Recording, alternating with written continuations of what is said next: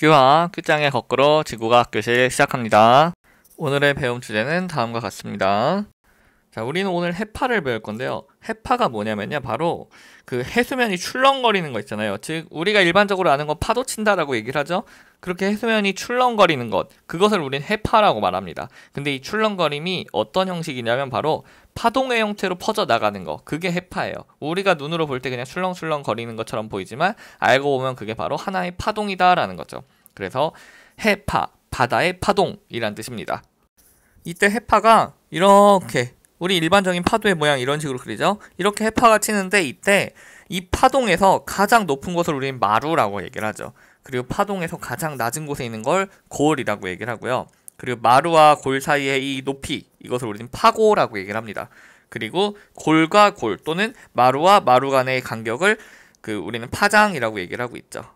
이때 여러분 물리 시간에 파동을 배웠으면 잘 알 수도 있는데, 사실 우리 이 파동이 칠 때는 파의 진행 방향이 만약에 오른쪽이라면 마치 이게 앞으로 막 이렇게 파도가 나아가는 것처럼 우리 눈에 보이잖아요. 그런데 알고 보면은 사실 이 물의 입자들은 앞으로 나가는 게 아니라 위아래로 왔다 갔다 상하 운동만 하는 거죠.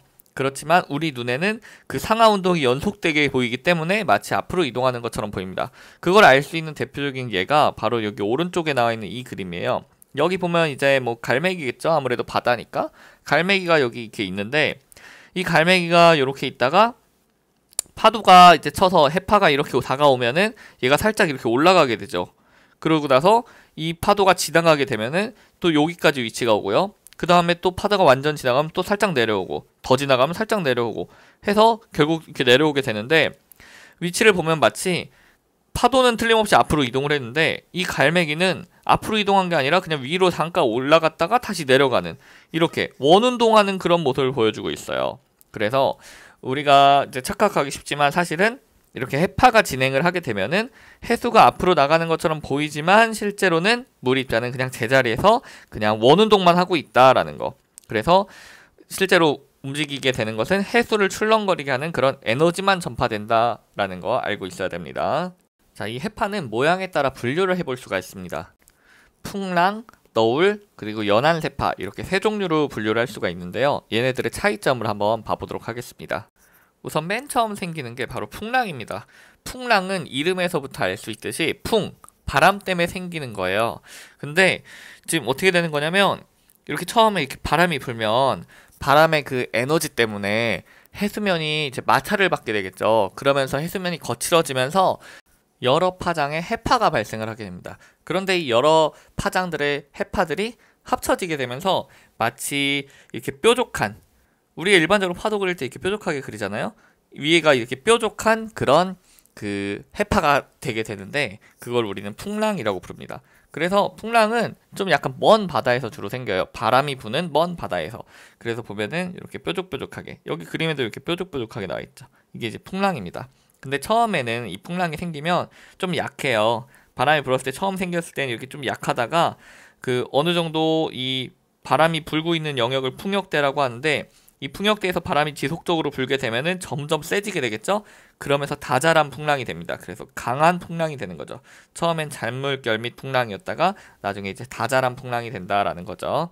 그렇기 때문에 이 풍랑 같은 경우에는 바람의 속력이 세거나 혹은 바람이 지속적으로 분다거나 오랫동안, 혹은 이 풍역대, 즉 바람이 부는 범위가 넓을수록 이런 것들에 따라서 영향을 받게 됩니다. 자, 이렇게 풍랑이 이제 파동을 치고 있다가 풍역대를 벗어나게 되면, 여기죠, 여기 풍역대를 벗어나면, 즉 바람이 안 부는 대로 가게 되면은 얘네들이 점점 약해지면서 너울로 변하게 됩니다. 그래서 너울로 변하게 되면 어떻게 되냐면, 이 뾰족했던 애들이 그냥 이렇게 스무스하게 변해요. 그래서 여기 보면 그림상에 이렇게 스무스하게 나와 있죠. 이런 식으로. 너울 같은 경우에는 풍랑보다 좀 더 파장이 좀 고르게, 풍랑은 조금 파장이 바람에 따라서 달라지니까 파장이 뭐 짧았다 길었다 할 수도 있는데, 너울은 비교적 파장이 대체로 고르게 그렇게 생기게 됩니다. 한마디로 뭐 파장이 좀 규칙적이 된다라고 보면 되겠죠. 그러다가 이런 너울이 해안선에 가까워지면, 해안선이란 건 해변이죠, 해변. 해변에 가까워지게 되면은 해변의 수심이 얕잖아요. 얕아지다 보니까 이 해저에 마찰을 받게 돼요. 자, 근데 이렇게 마찰을 받게 되면 어떤 일이 발생하느냐면요. 자, 여기서 이렇게 멀쩡히 이렇게 오고 있었어요. 이렇게 빨간색으로 해야겠다. 이렇게 멀쩡히 오고 있었는데 마찰을 받는다는 거는 이 반대쪽으로 힘을 작용을 받는다는 거예요. 이 너울은 이렇게 앞으로 가고 싶은데 반대쪽으로 힘을 받는 거죠. 그러면 양옆에서 마치 누르는 것과 같죠. 그 횡압력이 작용하는 것과 같아요. 그렇게 되면 어떻게 되냐면 이 파동이 눌리게 됩니다. 눌리게 되면 이렇게 약간 찌부가 되는 거죠. 이렇게 찌부가 되면은 파장이 짧아지게 되겠죠. 파장이 짧아지지만 대신에 파고는 높아지게 돼요.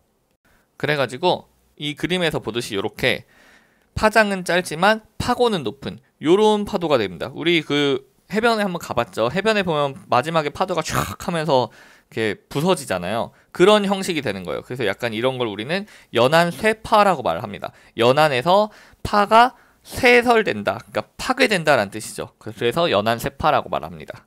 자, 그래서 정리해보면은 처음에 풍력대에서 풍랑이 발생을 하는데 그 바람에 의해서 다양한 파장이 생기고 걔네들이 이렇게 뭉치고 결합하면서 이렇게 뾰족뾰족한 그런 풍랑이 되고요.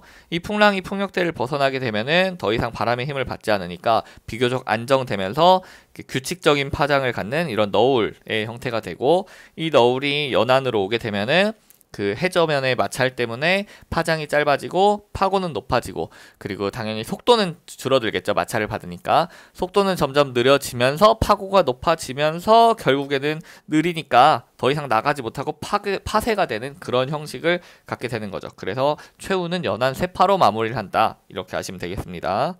근데 이제 하나만 더 추가하자면 연안 쇠파의 그림을 보면은 약간 이렇게 뭔가 이게 막 뾰족하게 오는 것 같잖아요. 이렇게 되는 것은 이 아래쪽이 마찰 때문에 이제 속도가 못 받으니까 반대로 힘을 받으니까 이 위에가 이렇게 뾰족하게 되면서 이제 마치 해변을 덮치듯이 그런 식으로 들어오게 되는 겁니다. 자, 이번엔 해파를 수심과 파장의 관계에 따라서 분류를 해볼 거예요.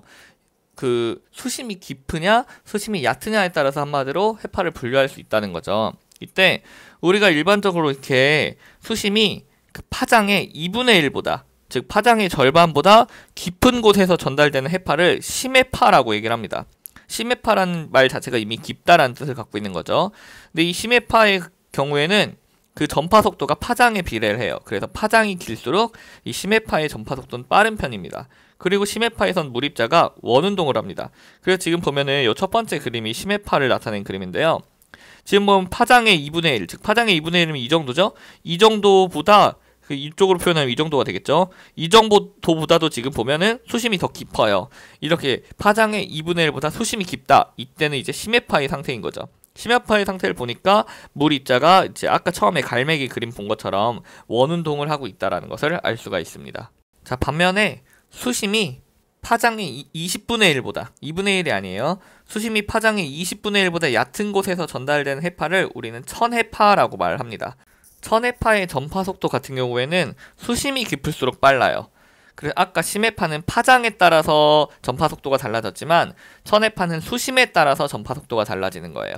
자, 이때 수심이 굉장히 얕기 때문에 마찰을 받게 되겠죠. 해저에 마찰을 받을 텐데, 그러다 보니까 심해파처럼 원운동을 하지 못하고 마찰을 받아서 약간 원이 찌그러지게 됩니다. 그래가지고 이렇게 타원 운동을 하게 돼요. 이렇게 타원 운동을 하다가 완전히 해저에 근접을 하게 되면은 여기서는 마찰이 너무 심해져서 이런 직선 운동을 하게 됩니다. 그래서 물 입자가 위에서는 원운동을 하다가 타원 운동을 하다가 점점 찌그러지다가 해저에 오면은 이제 아예 직선 운동을 하게 된다라는 거.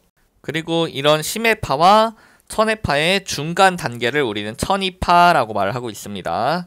그래서 천이파 같은 경우에는 따져보면은 수심이 그 파장의 2분의 1보다는 얕고, 그리고 파장의 20분의 1보다는 깊은 곳, 그곳이 이제 천이파가 지나가는 영역이 되겠죠. 천이파 같은 경우에는 그 물입자의 운동이 지금 심해파와 천해파의 물입자의 운동을 약간 믹스해 놓은 그런 느낌입니다. 약간 원에 가까운 타원 운동을 하다가 이렇게 하다가 이제 해저까지 가면은 직선 왕복 운동하는 그런 형태를 보이고 있습니다. 그래서 아까 심해파는 파장의 영향을 받는다고 했잖아요. 전파 속도가. 그리고 천해파는 수심의 영향을 받는다 했고, 전파 속도가. 천이파 같은 경우는 수심과 파장의 영향을 모두 받게 됩니다. 자, 이 해파를 보니까 생각이 나네요. 선생님이 제일 잘하는 운동이 수영입니다. 수영 마스터예요. 자, 오늘 여기까지 할게요. 수고하셨습니다. 큐바.